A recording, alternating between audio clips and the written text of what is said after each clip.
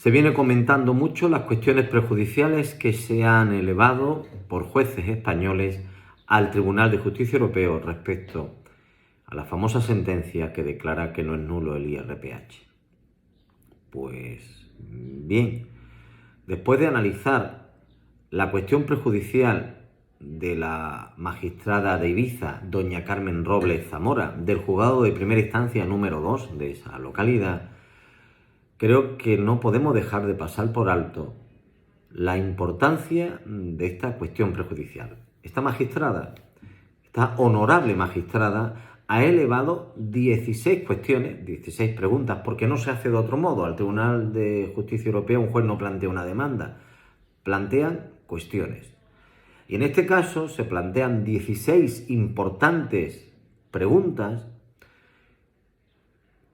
relativa a si esa sentencia, que se considera jurisprudencia por el Tribunal Supremo, va en contra de la legislación europea, de la jurisprudencia del Tribunal de Justicia Europeo y también si va en contra de la propia normativa española. No quiero cansaros, pero creo que es importante, de manera sencilla, que vosotros también conozcáis qué es lo que ha preguntado esta juzgadora ante el Tribunal de Justicia Europeo y cuáles son las consecuencias que pueden traer estas magníficas preguntas que, en mi opinión, cierran cualquier respuesta a una sola, que el IRPH es nulo. Y ahora quiero ver con vosotros una a una estas preguntas, no solo por la importancia que tiene, no solo porque esta jueza se lo merece con el trabajo que ha realizado, elevando esta cuestión prejudicial. Yo creo que es de las más importantes que se han presentado por cualquier juez europeo, en cualquier procedimiento y en cualquier cuestión. No hay ninguna como esta. La primera cuestión es muy sencilla.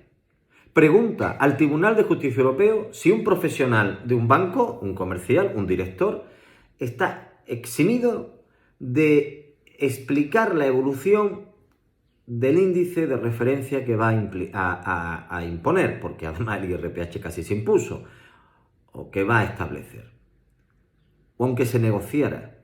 ¿Es válido que se haga sin que se haya analizado previamente la evolución de los 2 últimos años por lo menos? Una cuestión sencilla. La segunda cuestión es todavía más fácil. ¿Se opone a la normativa europea que un profesional bancario, el comercial, ha introducido ese índice sin la explicación o análisis de los 2 últimos años al consumidor? Porque si se opone, si no se explica, evidentemente el índice es nulo.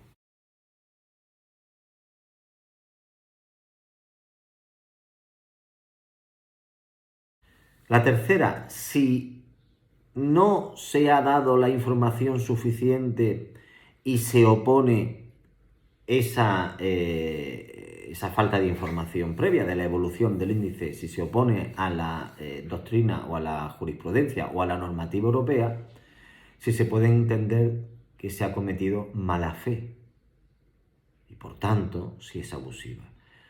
Esta cuestión es peliaguda porque el Tribunal Supremo ha dicho que no existe mala fe por la entidad bancaria, que el índice de referencia no es transparente, pero no hay mala fe. Y la pregunta tiene su miga. Si no se ha explicado ni se ha entregado información clara de la evolución de los 2 últimos años, ¿hay mala fe? Porque la normativa europea exige que se entregue información previa a contratar, es decir, a notaría, a ir a la notaría. Por tanto, ¿hay mala fe? Como diga que sí, el Tribunal de Justicia Europeo, el Tribunal Supremo, la ha fastidiado gorda a todos los consumidores. Ha engañado a los consumidores y sobre todo los ha engañado porque no ha aplicado la normativa europea. Pero seguimos, que no ha terminado. La cuarta también tiene miga, porque el Tribunal Supremo dijo que la información la podía obtener claramente el consumidor acudiendo al Boletín Oficial del Estado. Pues la pregunta va en ese sentido. ¿Exonera al consumidor, perdón, al profesional, no dar al consumidor la información porque esta existe en el BOE? Esperemos que responda, pero es que es esta otra posibilidad de que diga la Comisión Europea, el Tribunal de Justicia Europeo, que no lo exonera, puesto que la información hay que darla por el profesional en cada contrato y en cada caso. La quinta cuestión es también sencilla y se refiere a una crítica encubierta al Tribunal Supremo que llegó a decir en su sentencia, la famosa sentencia que declara que no es nulo el IRPH, que como estaba publicado, como era un índice publicado por el gobierno, pues que no era nulo. Bueno, pues la pregunta va ahí. El hecho de que esté publicado por el gobierno le exime de la falta de transparencia, de la abusividad y le exime de que sea una cláusula nula. A ver qué responde el Tribunal de Justicia Europeo. La sexta cuestión se refiere exclusivamente a que deja de ser nula una cláusula porque se aplique con buena fe. Eso rompe la respuesta a esta pregunta, a esta cuestión, rompe totalmente con el criterio seguido por el Tribunal Supremo, que ha dicho literalmente que la cláusula no es transparente, pero como no hay mala fe, no hay abusividad.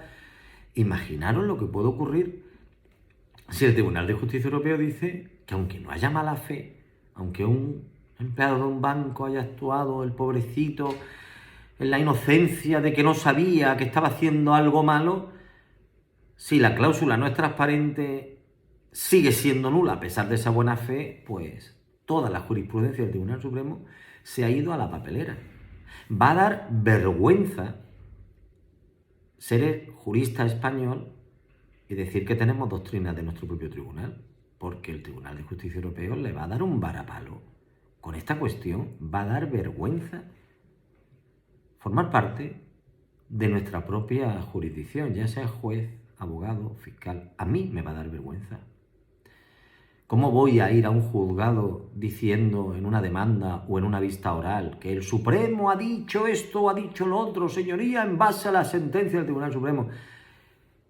Yo sé que a muchos magistrados no les va a gustar lo que estoy diciendo, pero evidentemente a mí me va a quitar credibilidad el Supremo para utilizarlo como jurisprudencia. Quizás me tenga que ir ya a partir de ahora solo a la jurisprudencia del Tribunal de Justicia Europeo. La séptima cuestión sigue yendo con dándole caña al banco, al empleado del banco, por la mala fe, porque dice, ¿hay buena fe si hay ocultación? Si no hay información de la evolución del índice, hay ocultación, ¿verdad? Si no se entrega información por escrito al cliente detallando la evolución de índice y que el cliente lo pueda ver por sí mismo, ¿hay buena fe? Como diga el Tribunal Supremo que no, hay mala fe, entonces la cláusula es nula. Fijaros que llevamos ya 7, que con cualquiera de los 7 esta jueza va a conseguir, esta magnífica magistrada, mejor dicho, va a conseguir que se tumbe totalmente al Tribunal Supremo. Y llevamos solo 7. La octava sigue diciendo lo mismo. Si no se ha dado información suficiente y la cláusula no es transparente, si eso implica directamente que ya hay mala fe. La cuestión es directa y clara. Mire usted, señor Tribunal Supremo, usted ha dicho que no es transparente, pero como no hay mala fe, no es abusiva y por tanto no es nula. Pues la pregunta al Tribunal de Justicia Europeo es muy clara. Si no es transparente, no es cierto que ya hay mala fe. Punto. Sin más. Otra cuestión más. Como digan que sí, y ya van 8. Y la que queda. En la misma cuestión octava, la jueza hace una nueva pregunta dentro de la misma. Bueno, llega a hacer 3 más, pero hay una que a mí me parece buenísima. El hecho de que no sea transparente no significa ya que la cláusula es nula. Es decir, hay que hablar de mala fe o buena fe. No es transparente, es nula. Pregunta la jueza, pero pregunta afirmando, porque yo como abogado entiendo que efectivamente así debe ser. Pero vaya doble pregunta que hay en la cuestión octava. Vaya doble pregunta. qué maravilloso trabajo ha hecho la juzgadora, que no es abogada de nadie, pero está siendo abogada de todos los españoles.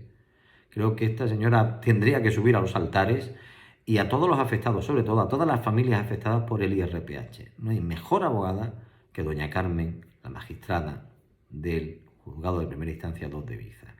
Vamos con la novena.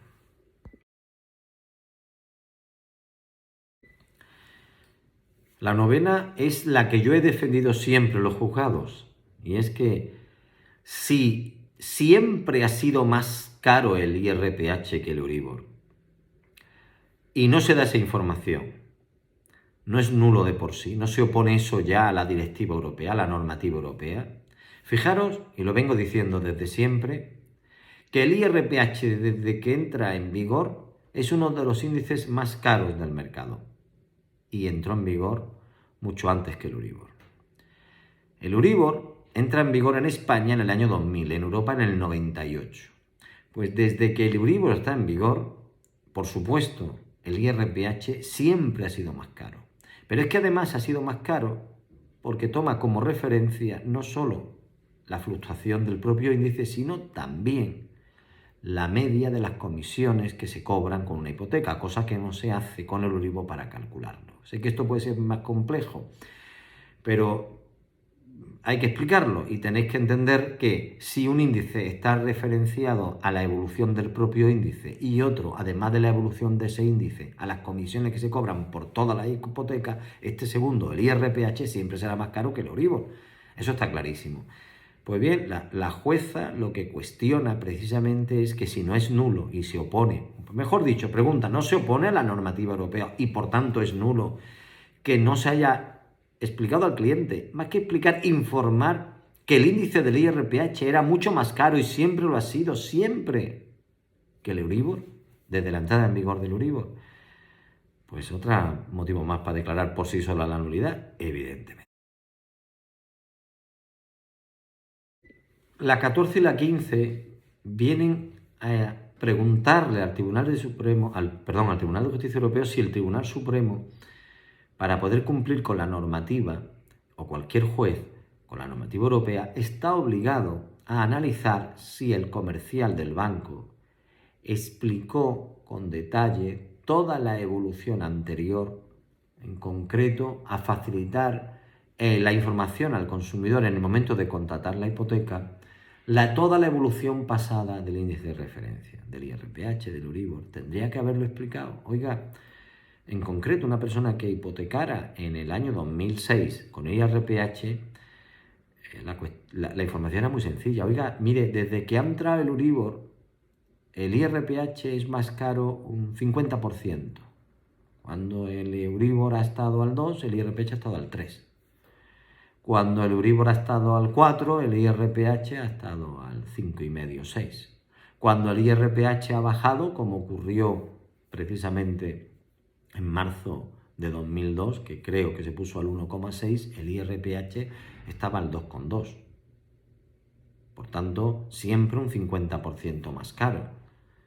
Si esa información no se ha dado, se opone a la normativa europea y es nulo, pues evidentemente la respuesta es que sí. Y además es obvio y es clarificador que si se conocen los índices en su momento y usted sabe que algo es más caro, usted no hubiera contratado, hubiera dicho, no, ese no lo quiero yo.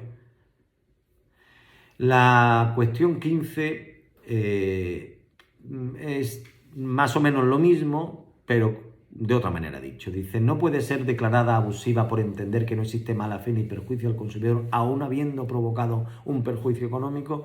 Es claro que el IRPH ha provocado que muchas familias españolas paguen un 50% más de intereses de media. Bueno, hoy en día, de intereses, están pagando más de un 400% de lo que tendrían que estar pagando como mínimo, si tuvieran el Euribor. Hoy, las hipotecas que siguen con IRPH. Por tanto, la cuestión es clara. Ese perjuicio económico de por sí, al no haberlo aclarado, ya no sería motivo de nulidad. Estas son las 15 cuestiones. La última es muy buena. La última cuestiona si también es nula un artículo de la Ley de Enjuiciamiento Civil que no permite suspender todos los procedimientos de IRPH que están sin resolver a expensas de que el Tribunal de Justicia Europeo resuelva esta cuestión prejudicial y la anterior presentada por un juez, un magistrado de Barcelona. Viene a plantear de que si no se está causando indefensión y un grave perjuicio económico a todos aquellos que están en casación y el Tribunal Supremo está inadmitiendo los recursos porque el Tribunal Supremo ya resolvió. El Tribunal Supremo con 4 sentencias dijo es doctrina y ya no admito ninguno más. Eso se ampara en concreto en el artículo 43 de la Ley de Enjuiciamiento Civil. Bueno, pues viene a preguntar la jueza si ese artículo 43 de la Ley de Enjuiciamiento Civil se opone al artículo 6.2 de la Directiva Europea.